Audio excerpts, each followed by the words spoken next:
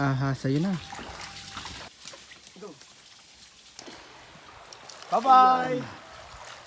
Yan, makikita nyo sa kanyang movement na hindi siya fit to release. Ngayong araw naman nga ni ay magre-release kami ng ahas na na-rescue namin doon sa barangay Baskaran. Ito yung 4 na rat snake at yung 3 dito ay nagkumpulan sa isang butas. At yung isa pa daw nga ni dito ay muntik pang maapakan ng residente doon. Kaya kailangan nga ni namin ito ibalik sa kanilang natural na habitat. Napupunta lang naman nga ni sila sa mga kabahayan dahil sa paghanap ng kanilang makakain. At dahil na rin sa pagkasira ng kagubatan. At yan na nga ni yung unang ahas na bitawan na siya ni Mac doon. Dito naman namin i-release yung pangalawang rat snake. Ayan naman nga ni yung pangalawang ahas na i-release namin dito sa gubat. Kailangan nga ni natin silang ibalik sa kanilang natural na habitat dahil napakahalaga ng kanilang role na ginagampanan sa ating ecosystem.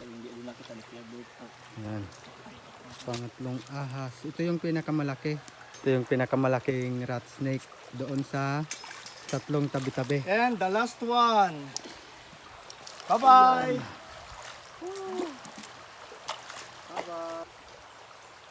Bali, 3 lang yung nirelease namin na rat snake. Gawa ng yung isang nahuli namin ay may sugat. Hindi siya fit to release. Dadali namin to kay Doc Franz para magamot doon. Kung hindi fit to release, may sugat.